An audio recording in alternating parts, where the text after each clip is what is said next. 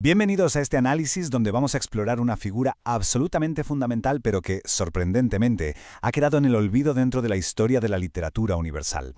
A ver, casi todos los lectores de García Márquez saben de memoria quién fue el coronel Nicolás Márquez, su famoso abuelo materno. Sin embargo, existe otra vertiente. Hablamos de un abuelo que la historia oficial ha dejado en el anonimato y que en secreto es el verdadero guardián de la sangre sucreña del Nobel, Gabriel Martínez Garrido. Hoy vamos a zambullirnos en esta historia porque lo que descubriremos cambia por completo la forma en que entendemos la creación de ese universo mágico que nos fascina a todos. Entonces surge una gran pregunta. ¿Quién forjó realmente el intelecto del autor? La historia oficial y casi todos los lectores apuntan invariablemente hacia Aracataca y a la figura de ese abuelo materno. Pero al rastrear minuciosamente el linaje y los documentos históricos, sale a la luz una verdad bastante disruptiva que ha permanecido oculta en las sábanas de Sucre. Hay otra figura, este abuelo en la sombra que resulta ser el verdadero arquitecto de esa genialidad literaria. Esta herencia encierra una dualidad fascinante. Fijémonos en el contraste. Mientras que el lado materno en Aracataca proporcionó la gran historia épica de las guerras civiles, la nostalgia y toda esa rígida estructura militar, el lado paterno, arraigado en la población de Sincé, fue el que suministró el verdadero cerebro intelectual y una destreza oral sin precedentes. Es precisamente en Sincé donde encontramos la semilla de una retentiva superior y de una capacidad casi sobrenatural para dominar la palabra. Y aquí es donde entra nuestro gran protagonista, Gabriel Martínez Garrido, conocido localmente como el Tuerto Martínez. Fue un educador inmensamente respetado, en una época donde la instrucción pública no era un trabajo más, sino un verdadero apostolado. Lejos de restarle autoridad, su discapacidad física le confería una aura de pura sabiduría. Y ojo a este detalle, no es ninguna coincidencia que García Márquez tuviera esa capacidad asombrosa para recordar cada mínimo detalle. Su abuelo fue un hombre de una memoria infinita. Le bastaba una sola lectura para que el conocimiento quedara sellado en su mente para siempre. Ese acervo biológico, esa chispa de retentiva superior, fue el primer gran pedagogo de su imaginario, y la semilla que germinó décadas después en la pluma del nieto.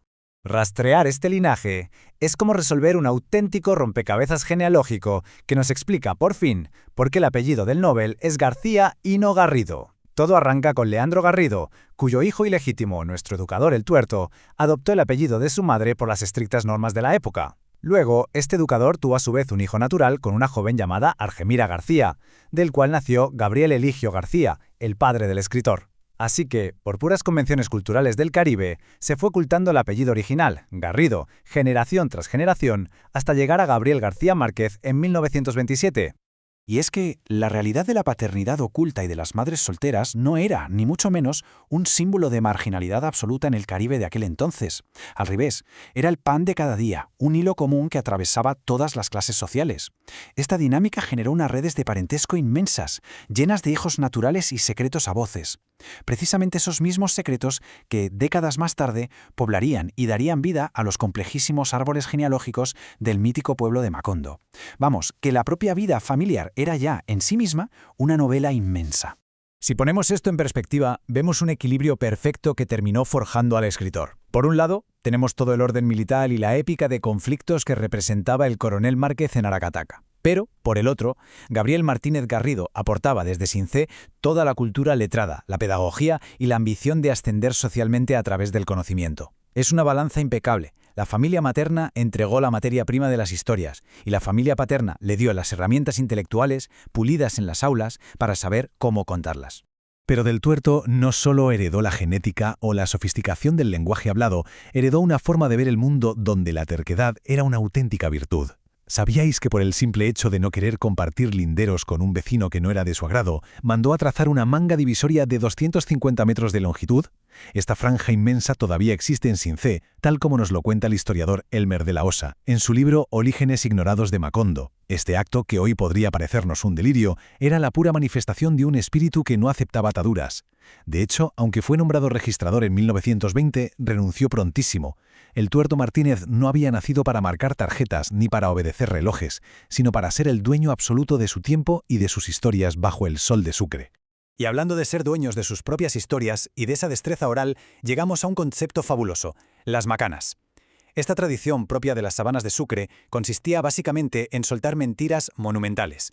Eran exageraciones extremas y llenas de picardía, con el único fin de dejar sin palabras al contrincante. Imaginamos contar anécdotas como que le has disparado a un ciervo con huesos de aceituna y que al año siguiente te lo encuentras con un olivo creciendo en la cabeza. Esta práctica, que era el pan de cada día en su entorno paterno, fue el caldo de cultivo directo para lo que después el mundo entero celebraría como realismo mágico. Ahora bien, si esta influencia fue tan brutal, ¿por qué casi nadie la conoce? Pues resulta que el biógrafo oficial de García Márquez, Gerald Martin, llegó a titular el capítulo sobre esta rama familiar de orígenes oscuros. En estas grandes biografías globales, esta parte de la familia fue bastante ninguneada. A menudo se retrató al abuelo paterno como un excéntrico casi delirante que dilapidó su fortuna y sedujo a una joven, descartando por completo el inmenso impacto pedagógico, formativo y cultural que tuvo sobre toda su descendencia. Pero claro, si te vas a Since, la perspectiva local rechaza de plano esa visión tan reduccionista. Los historiadores de la región no ven a su ícono literario simplemente como un fenómeno universal surgido de la nada, o exclusivo de Aracataca. Ellos lo reclaman, y con muchísimo orgullo, como el descendiente directo de Leandro Garrido y el nieto de su gran educador. Para ellos, este talento con la palabra no cayó del cielo como por arte de magia. Es una herencia cultivada y pacientemente forjada en esas aulas informales de las sabanas de Sucre. Todo esto nos pone frente a un debate crucial. Siempre hay una tensión latente entre la gran biografía global, que se enfoca en lo macro y pule la historia oficial, y la microhistoria local, que guarda con celo los detalles de los pueblos. Al prestarle atención a esta microhistoria de Sucre, nos llevamos una comprensión infinitamente más humana, mucho más precisa y menos mitificada sobre cuáles son los verdaderos cimientos intelectuales de este gigante de la literatura.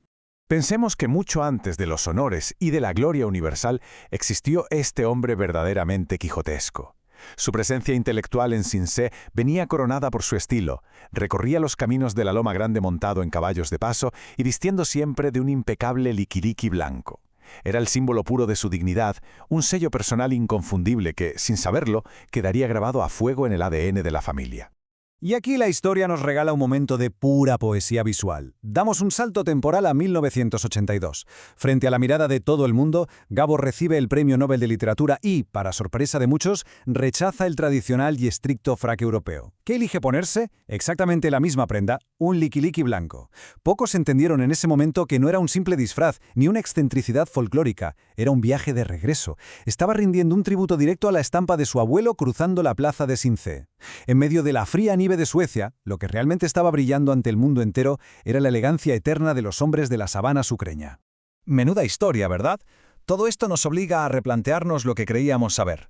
Está claro que el mundo entero abrazó el lado materno como la única fuente de la épica de Macondo, pero tras analizar a fondo esta herencia de la palabra, la memoria infinita y las maravillosas exageraciones de Sins, es imposible no hacerse una pregunta final. ¿Hasta qué punto ese genio que hoy celebramos fue moldeado en secreto por la pedagogía, la terquedad y el espíritu libre del Tuerto Martínez? Lo que nos queda clarísimo es que para entender la verdadera magia, tenemos que mirar más allá del lienzo oficial y reconocer, de una vez por todas, al abuelo olvidado que legó el poder definitivo de la pluma.